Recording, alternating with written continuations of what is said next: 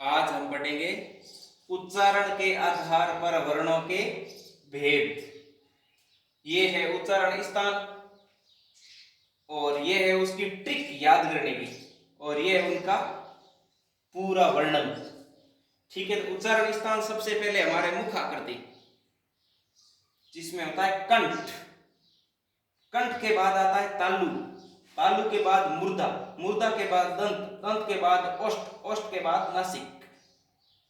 ये 5 याद रखने जरूरी है। उसके बाद तो वापस ये कंठ और तालु को जोड़ देंगे, फिर कंठ और ओष्ठ को जोड़ देंगे, फिर दंत और ओष्ठ को जोड़ देंगे।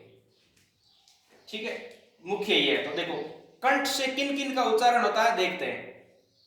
कंठ के उच्चारण होता है, याद रखने का तरीका है कहा, का के पीछे विसर्ग कहा, ऐसे याद नहीं रहे, ऐसे रख लेना के हा कहा।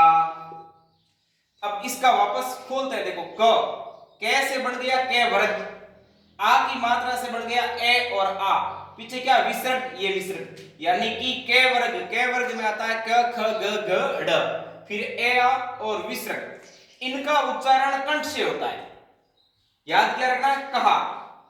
फिर आता है तालु, तालु, तालु से किस किस का उच्चारण होता है ये याद रखना है। तो देखो सीधी सादी बात है, याद रखो चियर्स, चियर्स किया हुआ है ना, वो गिलास से टकराने वाला।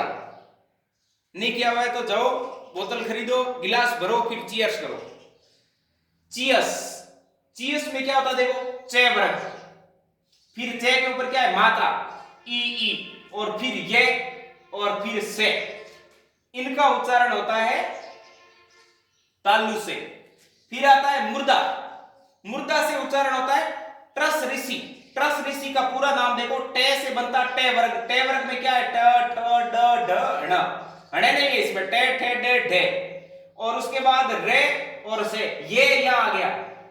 पहले में देखो ना ये ना से, दूसरे से शुरू होता है, या ये रे ले आगे चलता रहता है, से, ये याद रखना। ठीक है, तो टे वर्ग रे और से। फिर आता है दंत, दंत में कौन सा होता है तो देखो दे दवात कौन सी लाइन में आता है, ते तराजू वाली में। कैसे याद रखने वाला, ते तराजू और दे दवा दोनों एक लाइन में, यानी कि दांतों से उच्चारण किन किन का होता है तलाश। तलाश का मतलब हुआ ते वर्ग, ले का मतलब ले और से का मतलब से, ए की मात्रा साइलेंट है, तलाश।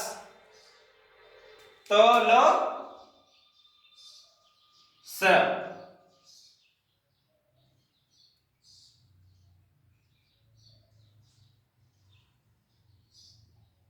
तलस।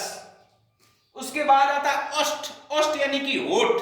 होठ से किन किन का उच्चारण होता है पू, पू याद है ना, जो आप लोग क्लास में करते हो पू, फिर सब नाक पकड़ते हैं, वही पू है ये।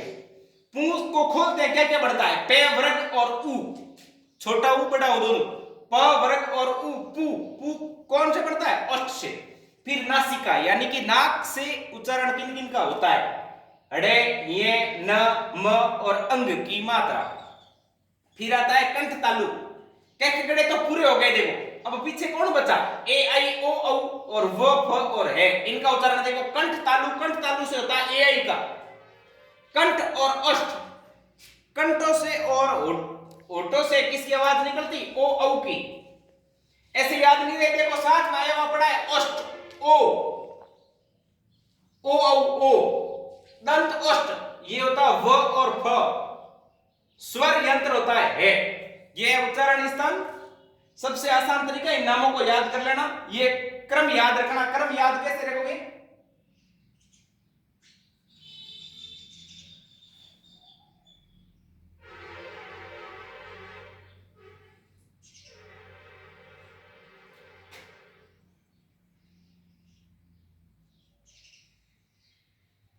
ये होते हैं यहां कंठ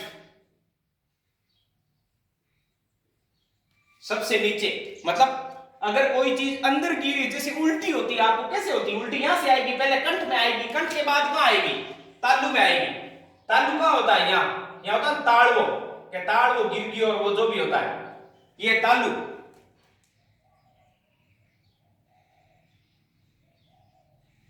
तालु के बाद आता मुर्दा, मुर्दा कौन सा होता है दांतों के ऊपर जस्ट,